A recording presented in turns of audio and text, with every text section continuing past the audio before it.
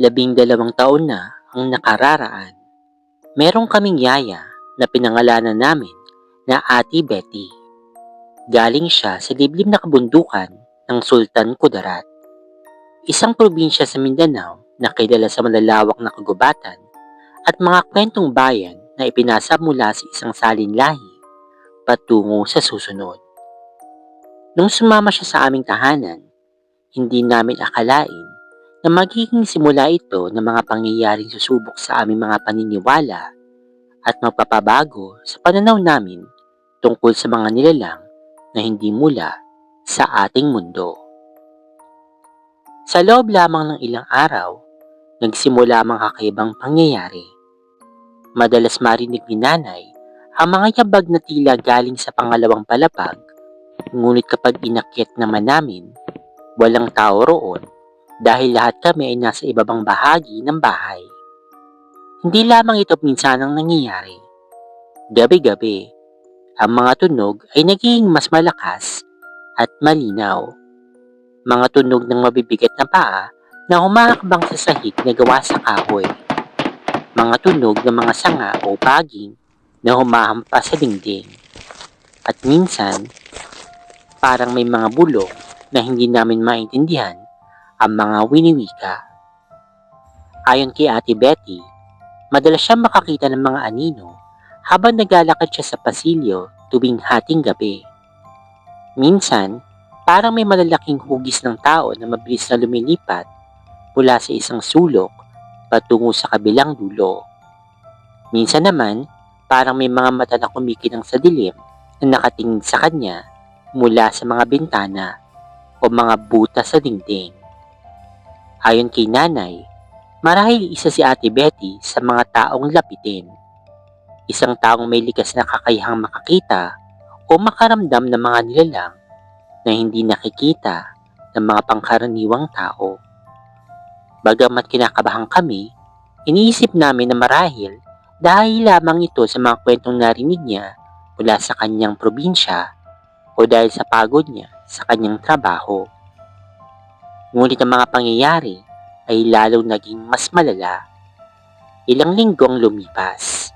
Sinabi sa amin ni Ate Betty na meron isang malakas na nilalang na naninirahan sa malaking puno ng balete sa kabilang lote na katabi ng aming bakuran. Ang aming tahanan ay matatagpuan sa isang prestigyosong subdivision sa bayan ng Valencia, Bukidnon. Ito ay isang lugar na kilala sa malalawak na lupain. Malalaking bahay na kinalalaki ng pader ng mga bato at malalaking taniman ng mga halaman at puno. Bagamat marami ng bahay ang nakatayo doon, marami pa rin mga lote na hindi pa nabubungkal at puno ng mga piligaw na halaman at matatandang puno. Dahil dito, hindi namin masyadong pinansin ang mga sinasabi ni Ate Betty. Iniisip namin na baka ito ay isa lamang sa kanyang mga imahinasyon o mga kwentong bayan na kanyang narinig noon. Ngunit isang umaga, ang lahat ay nagbago. Ginising ako ni nanay ng maaga. Inutusan akong lumabas ng bahay patungo sa aming hardin. Nang makarating ako doon, nakita ko ang mga gwardya ng aming subdivision na naroon na at nagtitipon-tipon sa isang tiyak na bahagi ng aming bakuran. Ang kanilang mga mukha ay puno ng takot at pagtataka at ang kanilang mga tingin ay nakatuon sa mga bagay na nasa lupa. Nang lumapit ako, naramdaman ko ang lamig na tumagos sa aking mga buto. Ang mga halaman at bulaklak na aming inalagaan ng matagal ay nasira. Ang mga sanga ay nabali. Ang mga dahon ay nagkalaglagan at ang mga ugat ay binunot mula sa lupa. Ngunit ang pinaka nakakatakot na bahagi ay hindi ang mga nasirang halaman. Sa lupa na natatakpan ng damong Bermuda ay may mga malalaking bakas ng kuko ng kabayo. Mga 8 hanggang 10 malalaking bakas ang aking nakita. At ang mga ito ay napakalalim na tila ba ang nilalang na gumawa nito ay napakabigat. Tila ba ang bawat hakbang nito ay nagdulot ng malakas na puwersa sa lupa. Ang mga bakas ay hindi lamang basta mga marka. Ang mga ito ay malinaw na nakaukit sa lupa na parang ang nilalang ay nanatili roon ng mahabang panahon o paulit-ulit na naglakad sa parehong daanan. Ang mga bakas ay nagsisimula mula sa malaking puno ng balete sa kabilang lote, dumaan sa aming bakuran at nagtatapos muli sa parehong puno na parang may nangyaring malakas na labanan o engkwentro doon. Ayon kay Ate Betty, noong 4:00 ng madaling araw, narinig niya ang malalakas na tunog na galing sa labas. Ayon sa kanyang paglalarawan, parang may dalawang malalaking nilalang na naglaban-laban. Mga tunog ng mga katawan na humahampas sa mga pader. Mga tunog ng mga ngipin na nagkakagat. Mga tunog ng mga paa na humahakbang ng malakas sa lupa. At malalakas na sigawan o ungol na hindi niya maintindihan ng wika. Ayon sa kanya, dahil sa kanyang labis na takot, hindi nila sinubok o nagkaroon ng lakas na loob na lumabas o tumingin dun sa bintana. Siya ay nagtago sa ilalim ng kanyang kumot at nagdasal hanggang ang mga tunog ay kusang humupa. Ang mga gwardya ay labis na nagulat at natakot sa kanilang nakita. Sinubukan nilang magbigay ng mga paliwanag, ngunit walang sino man sa kanila ang makapagbigay ng makatuwirang dahilan para sa malalalim na bakas ng kuko ng kabayo dun sa lupa. Ang mga ito ay hindi maaaring gawin ng anumang hayop na kilala namin at walang sino man ang nakakapaglikha ng mga bakas na iyon ng sadyang paraan. Sa huli, ang mga gwardya ay tanging umiling na lamang at tinalikuran ng mga pangyayari. Ngunit malinaw sa kanilang mga muka na sila'y labis na nababahala at natatakot. Ayon kay Ate Betty, ang nilalang naninirahan sa malaking puno ng balete ay isang tikbalang. Isang nilalang mula sa mga kwentong bayan na may katawan ng tao at ulo o paa ng kabayo. Sinabi niya na ang tikbalang ay hindi masama. Sa katunayan, ito yung nagpoprotekta sa amin. Ayon sa kanya, nung gabing iyon, meron ibang masamang nilalang na sumusubok na pumasok sa aming tahanan upang magdulot ng kapahamakan o magdala ng masamang kapalaran. Ngunit ang tikbalang ay nakita ito at hinarap ito, kaya naman nagkaroon ng malakas na labanan sa aming bakuran. Ang mga malalalim na bakas ay panuloy ng lakas ng dalawang nilalang na naglalaban-laban. Ngunit matapos na pangyaring iyon, hindi nagtagal, umalis na rin si Ate Betty. Sinabi niya na kailangan niya bumalik sa kanyang probinsya dahil sa mga isyu sa kanyang pamilya. Ngunit malinaw sa kanyang mga mata na meron pang ibang dahilan. Marahil dahil sa takot o dahil ayaw niyang isama kami sa mga pangyayaring iyon. At sa kanyang paglisan, ang mga kakaibang pangyayari ay unti-unting humupa rin. Ang mga yabag ay hindi na naririnig. Ang mga anino ay hindi na nakikita. At ang mga bulong ay hindi na namin namamalayan. Ngunit ang mga bakas sa lupa ay natatili roon ng mahabang panahon. Kahit na yung mga halaman ay muling lumago at ang mga ulan ay dumaan. Ang mga ito nagsilbing patunay ng mga pangyayaring iyon at pagkakaroon ng mga nilalang na hindi natin alam o naiintindihan.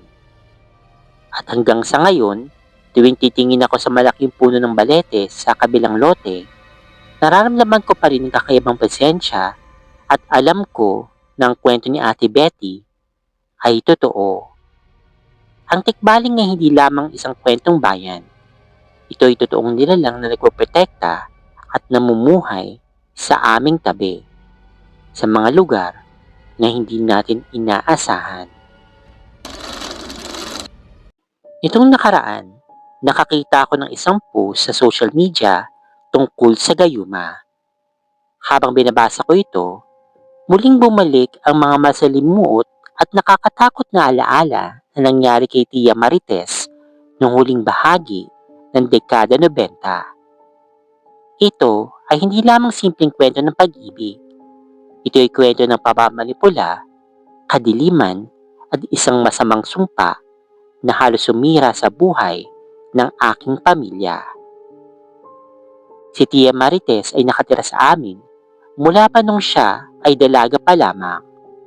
Siya ay pinsang buo ni Itay mula sa panig ng kanyang ina. Ngunit tinuturing namin siya na parang tunay na tiyahin.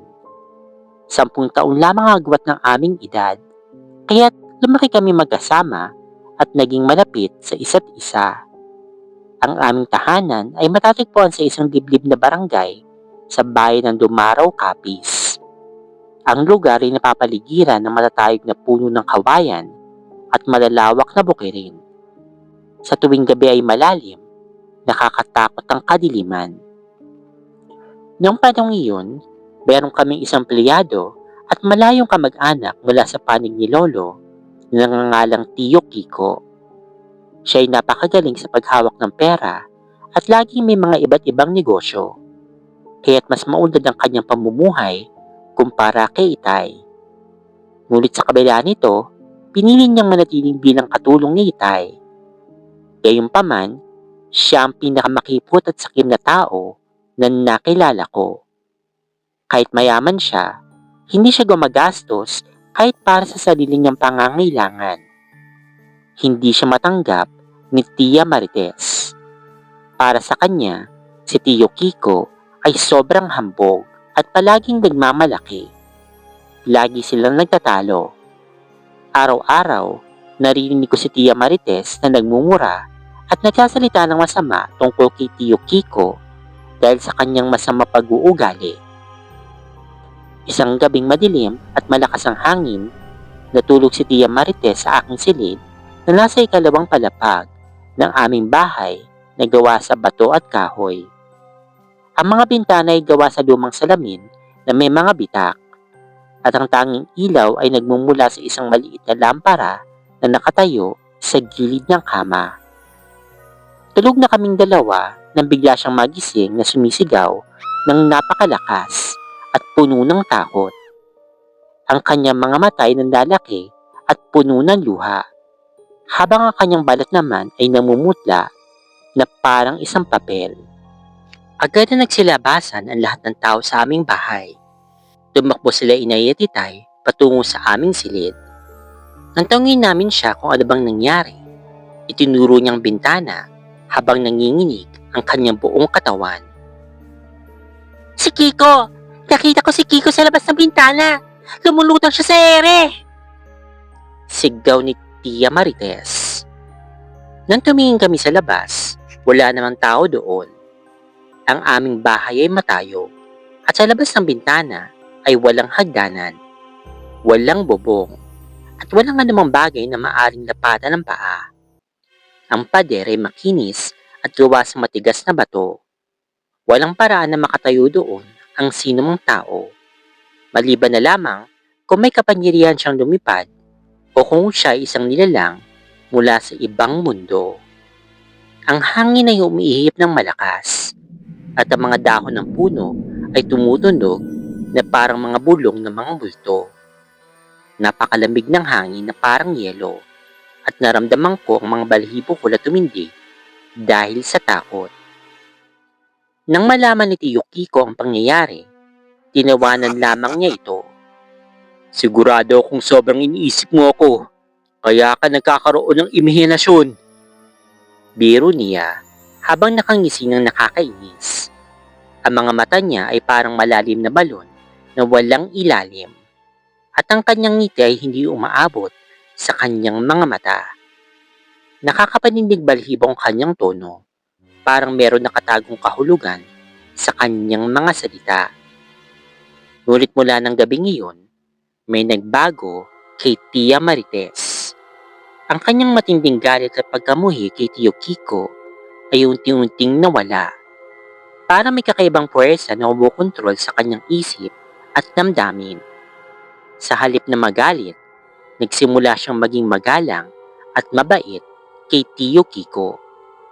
Minsan, nahuhuli ko siyang nakatingin kay Tio Kiko na parang nahihibang. parang isang taong nasa ilalim ng malalim na ilahi, parang isang taong nasa ilalim ng matinding hipnotismo. Sa kabilang banda, nagsimula rin magpakita ng interes si Tio Kiko. Nagpapakita siya ng mga bagong gamit at mamahaling bagay. Isang araw, dumating siya sa bahay na may kasamang bagong sasakyan na binayaran niya ng buong halaga, hindi hulugan. Ginawa niya lamang ito para mapabilib si Tia Marites. Hindi ko maipaliwanag, pero parang ang mga mata ni Tio Kiko ay parang mga mata ng isang ahas na naghihintay ng pagkakataon.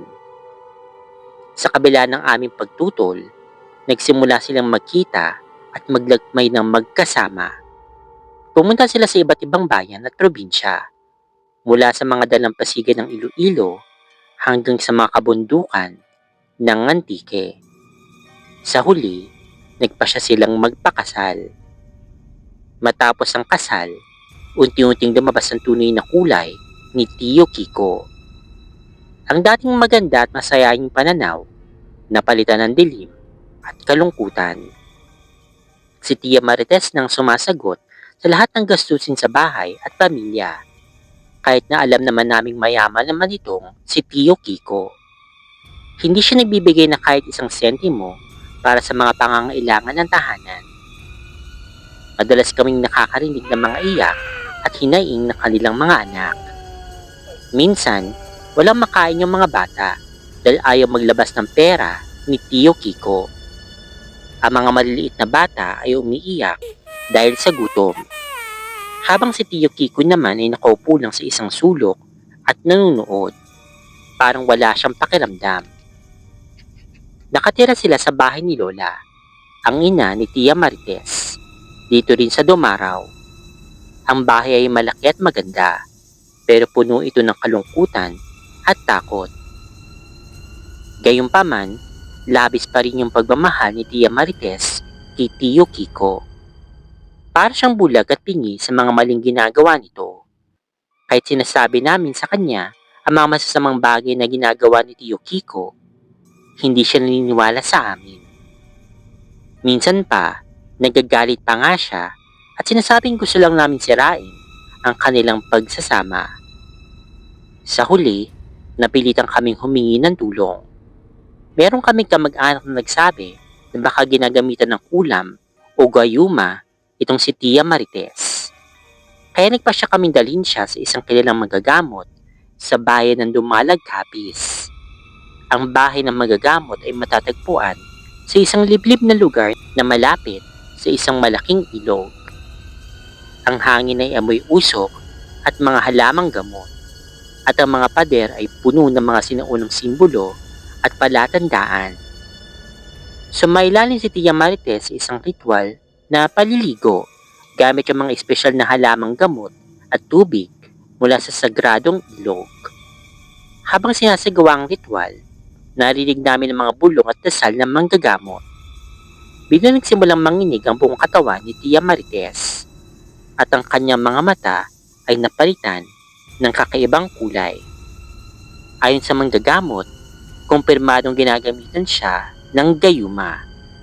Ang gamot ay gawa sa mga mapaninsalang sangkap at inilagay ito sa inumin o pagkain ni Tia Marites nang walang kaalaman niya.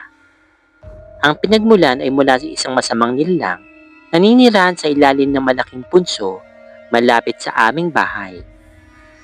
Matapos ang ritual, biglang nagbago si Tia Marites. Para bang nagising siya mula sa isang mahaba at masamang panaginip. Ang damdamin niya para kay Tio Kiko ay biglang nawala. Napalitan nito ng matinding pagkamuhi at pandidiri. "Ano ang ginawa ko?" tanong niya habang umiiyak. Ang mga alaala ng mga nakaraang buwan ay bumalik sa kanya at nakaramdam siya ng matinding takot at kahihiyan. Agad siyang bumalik sa bahay ni Tio Kiko at bumalik sa amin. Nagpasya siyang makipaghiwalay at maghain ng kasulatan para sa pagpapawalang bisa ng kanilang kasal. Hindi naman gaano nagpakita ng emosyon si Tio Kiko Nang malaman niya ang balita, nanatili lamang ito na kalmado at malamig. Ang tanging pagkakataon lang na lumalabas siya ay kapag kailangan niyang makita ang mga anak nila.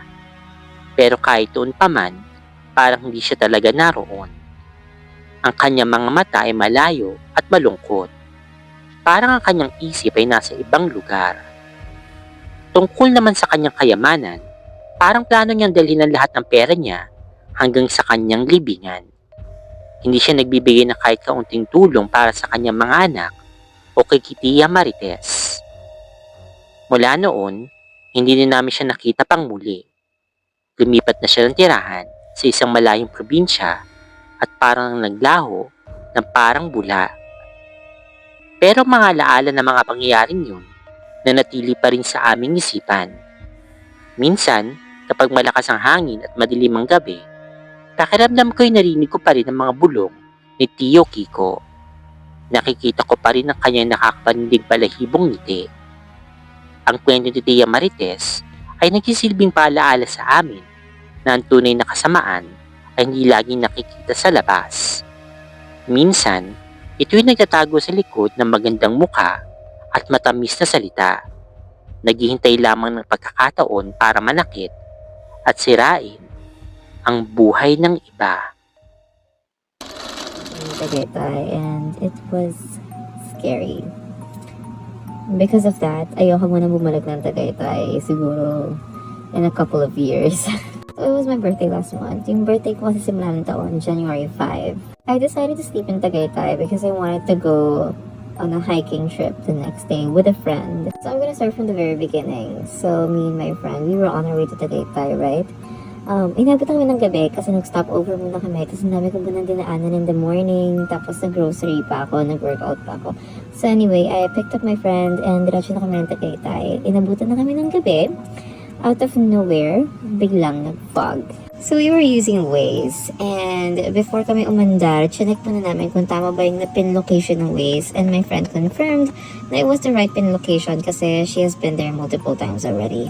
So I was just following yung navigation ng Waze. And hindi siya pumalit. Hindi siya nag-reroute. Wala. Mabagal yung takbo ng sasakyan kasi biglang nag-fog. Tapos, nasa bundok kami. Like literal less than 20 kilometers per hour yung takbo namin. Baka nga 10 kilometers per hour lang kasi sobrang foggy. Wala akong makita. Ang hina ng ilaw ko. Ganun kakapal yung fog. Walang streetlights, walang reflectors. Wala ka talaga makita. Kahit yung mga cats ay wala. Anyway, while we were driving, tataka na ako kasi bakit ganito yung way? Tapos sabi kasi ng Waze ng una, 7 minutes na lang. Nandun na kami sa pin location namin. Pero pahaba ng pahaba yung oras. So sabi ko, tama ba to? Nare-route ba tayo? Pero hindi eh. Kasi nakatingin lang ako sa Waze. And nakikita ko yan kung nagre-route yung mapa. Even my friend, nakabantay lang siya sa screen ng Waze. And the whole time, sinusundan lang naman yung mapa. So anyway, edi nag-drive kami. Paakit pa din to. Tapos out of nowhere, merong pababa na part ng bundok kung saan kami dumaan.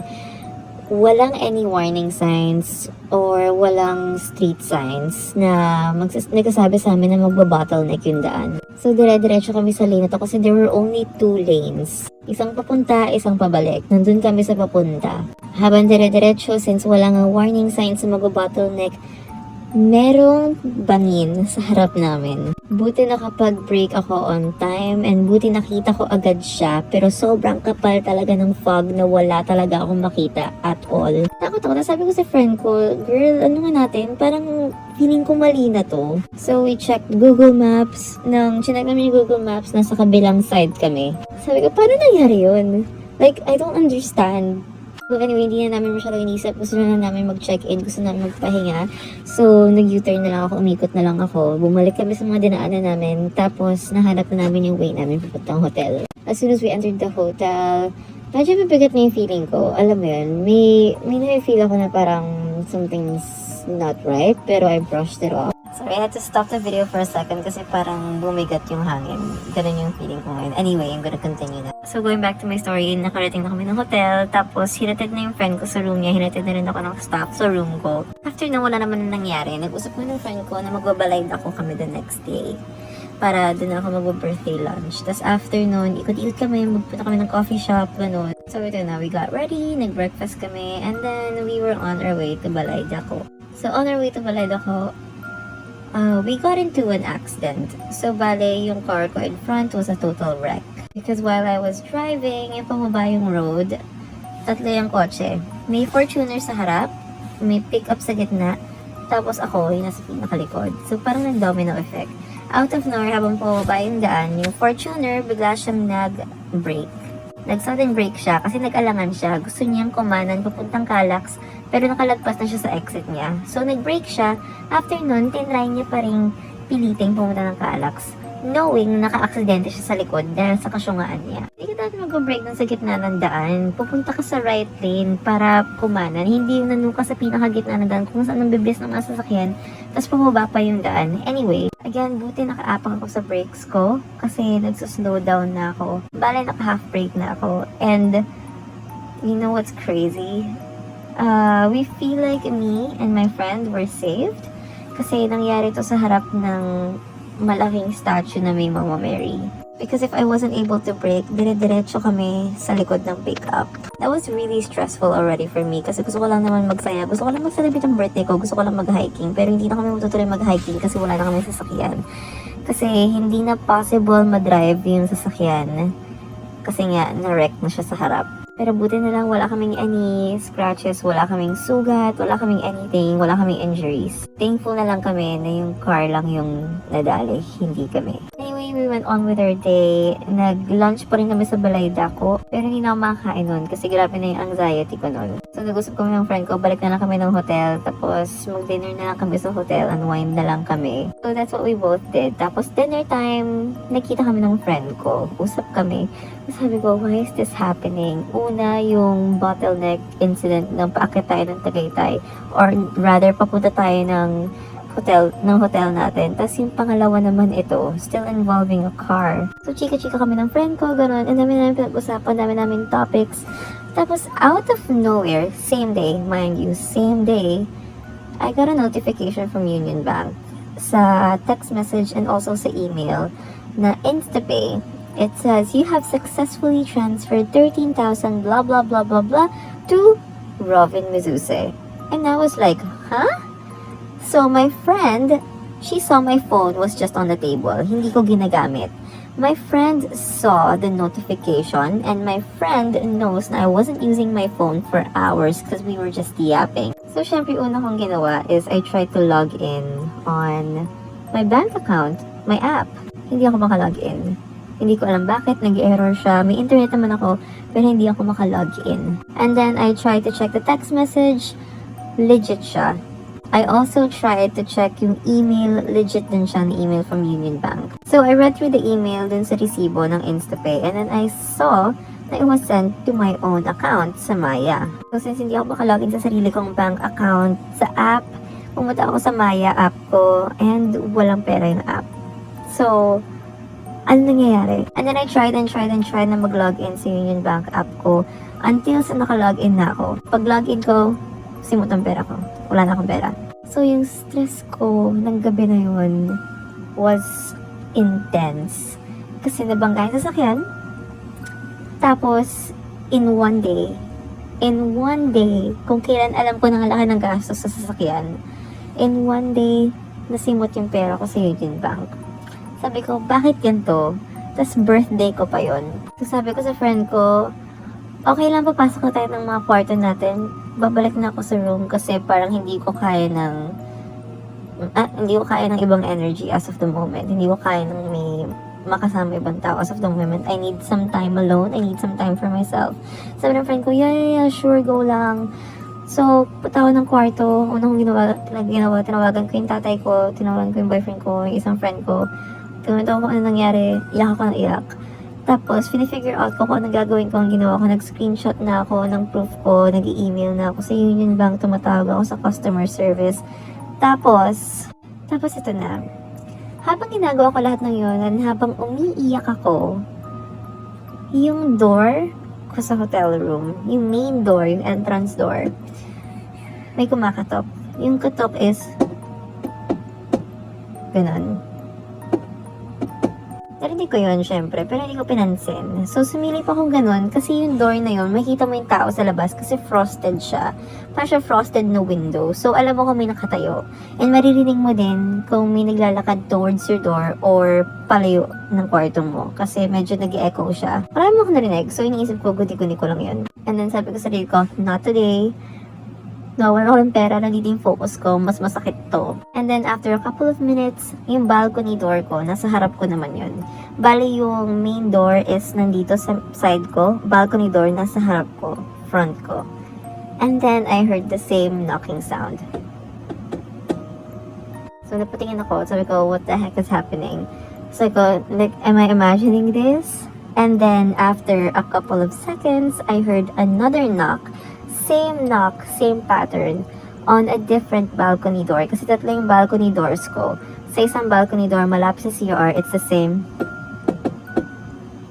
knock. So, I got the remote control, binuksan ko yung TV, nagpatugtog ako ng Olivia Dean. Nilakas ako talaga yung volume. Tapos while I was looking at the TV, in my peripheral view, sa left side, meron kasing banyo dun, nakabukas lang yung pinto. In my peripheral view, I can see something or someone or whatever standing there. It's like a shadow. So, kinamot ko yung mata ko, tumingin akong ganun, wala na siya. Tumayo ako, pumunta ako sa pinto, sinarado ko yung pinto, sabi ko, wag ngayon. Okay, so I had to take a quick break kasi while I was sharing the story, I feel kind of heavy. It feels like, ewan ko, parang nag-OA lang ata ako, pero like, ang feeling ko parang may nanonood sa akin, ganun feeling. Hindi ko, tumakas yung balahibo ko. Anyway, to continue my story, andun tayo sa peripheral view ko na may nakita akong figure. Parang siyang tao, parang siyang shadow lang na dark, na nandun na sa, nakatayo sa banyo. So, tumayo ako, sinarado ko yung banyo. Tapos, nilakasan ko lalo yung Olivia Dean. After nun, I called it a night. Tulog ako. Sabi ko, ipapahinga ko to. Baka sobrang stress ko lang. Sobrang pagod ko. Kaya kung ano na nakikita ko, tsaka naririnig ko. So, kailangan ko itulog to. By the way, everything that happened was documented. And thank God I did. So, I'm gonna insert a video of yung fog nung night na muntikan na kami mahulog sa bangin kasi may bottleneck. Hindi ko makita yung gilid ko. Thank you so much. And then now I'm gonna share with you a photo of my car. So ito yung issue ng car after. Tapos kung nakita niyo yan, dito sa taas na yan, yung statue na yan, malaking Mama Mary yan. So dyan kami mismo nabangga. Sa tapat mismo kami ng simbahan nabangga. So anyway, going back to my story, I called it a night. I woke up the next day kasi kailangan ko kasi kasuhin yung towing ng sasakyan. So pumunta pa ako ng Cavite, pero doon ko yung sasakyan, tapos pumunta ako ng Cavite. Medyo busy ako ng morning na yun, tapos sinamahan ako ng police para mag-file ng report. Tapos tinry namin kunin yung CCTV sa mga barangay para mahabol namin yung Fortuner kasi ano pala siya, pasok pala siya sa hit and run. I was able to get the CCTV footage, kaso nga lang yung problem is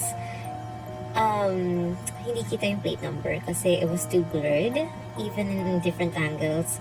Tapos pumunta ako sa highway kung saan yung Calax kasi doon dumaan yung car. And then sabi sa akin ng barangay, sirado yung mga CCTV nila since November. So yeah, Tagaytay Municipal Hall, sabi ng barangay is sirado yung CCTV nila dun sa may papuntang Calax from Tagaytay since November. Ang sabi nila maayos pa daw yan ng March. So, sabi ko, bakit March pa iayos? Highway yan. Anyway, out of topic na yan. So, I went to different types of establishments para humingi ng tulong. Baka sakaling may CCTV sila na nakatapat sa daan. And thankfully, may mga establishments na tumulong. Pero, hindi pa rin talaga namin makita ng clear yung plate number. So, anyway, I went back to the hotel and I really wasn't feeling well anymore. I was feeling very uneasy. I felt like I was being watched everywhere I go. Hindi ako makapagbanyo ng maayos. Alam mo yung kailangan ko buksan lahat ng blinds. Hindi pwedeng madilim. Kasi I feel like I'm protected by the light. Ganun yung eksena ko. Kasi alam mo yung kahit sobrang na-stress ako sa sasakyan, tsaka na-stress ako sa pera, may fear, may takot na hindi ko alam kung saan nanggagaling. May kaba. Kahit alam mo yun, hindi ko naman iniisip yung multo, pero may feeling na parang I'm being watched, ganun. Kumbaga, I was on high alert and I didn't know why. So, check out na kami. And I asked one of my best friends na nasa Manila that time, if kaya niya kaming sunduin kasi mayroon siyang car. Sabi niya naman, go, kasama yung boyfriend niya, sinundo nila kami sa Tagaytay. Tapos after nun, sabi na mag-dinner na lang kami before kami umuwi. So that's what we did. Naghanap kami ng mga kainan namin sa Tagaytay. Ikot-ikot kami. Naghanap kami ng mga places na bukas pa na hindi kape lang yung ino-offer. May nahanap kami isang restaurant, Chinese restaurant siya if I'm not mistaken. Pasok kami doon, upo kami, we got seated, tapos nag-order na kami ng food. So yung two friends namin na sumundo sa amin, yung friend ko at yung boyfriend niya, they went out para tumingin ng halaman kasi may mga halaman sa labas. So, ang natira dun sa loob ng restaurant is me, yung friend ko, and ang time na yun kasi may dala siyang dog. So, kami tatlo yung natira sa loob ng restaurant. Ka-video call ko yung boyfriend ko, and during those moments, I was feeling something really odd. I was having deja vus. It's hard to explain, pero nagde-deja vu ako. And then parang lightning na tush, alam mo yun, parang tush. I don't know what happened anymore. I just woke up, nasa ER na ako. Eh wala, sabi ng friends ko, paggising ko sa ER na I had a seizure, tapos sabi nila ilang beses daw ako nagkaroon ng seizure, tapos ang haba daw, so titakbo na nila ako ng ER. And it was really serious kasi yung papa ko from Bulacan, nag-drive siya ng night na yun, same night, going to Tagaytay to pick me up. Kasi nga, nagka-seizure ako, na-ER ako. Tapos yung mga friends ko, syempre nila alam gagawin nila. Tapos nandun sa akin, umuwi na kami ni Papa. Tapos I woke up the next day, sobrang bigat ng feeling ko. Tapos nag-backtrack ako, sabi ko, bakit ang dami nangyari? Sabay-sabay. Alam mo yung first day, munti ka naman mahulog sa bangin. Second day, nabangga yung sasakyan. Second day, naubos yung pera ko, na-wipe out yung pera ko. Tapos third day, na-ER ako. So lumapit ako sa kasambahay namin. Sabi ko, Jo, meron ka bang kailangang albularyo? Sabi niya meron, papuntahin niya daw the next day. So the next day came, may puntang healer sa bahay. I'm just gonna call her a healer. Pagpasok niya pa lang sa room na nakita niya ako, sabi niya sa akin, meron daw siyang nakikita. And daw kasi mahirap ako maniwala sa ganyan. Parang wala na kayo bang maisip na way kundi tumawag na albularyo kasi hindi ko na siya ma-explain. Wala na akong logical explanation to it. By the way, this was me sa ER. Tatakpan ko yung mukha ko sa yung pangit ko yan. Pero pakita natin ko yan. Pangit ko. Naka-fur jacket ako. Di ba kabog ako dyan? Anyway, that was me sa ER. When my friends rushed me. Pinicturean ako ng friend ko. Sabi niya para daw proof na ayun nga. Okay, I need to take another quick break kasi I feel like may nagpaparamdam. I'm not sure. Nagsinding ako ng kandila eh kasi medyo kinakabahan ako. Pero yeah, I think I'm gonna continue this kapag may araw or pag wala ako sa bahay para safe.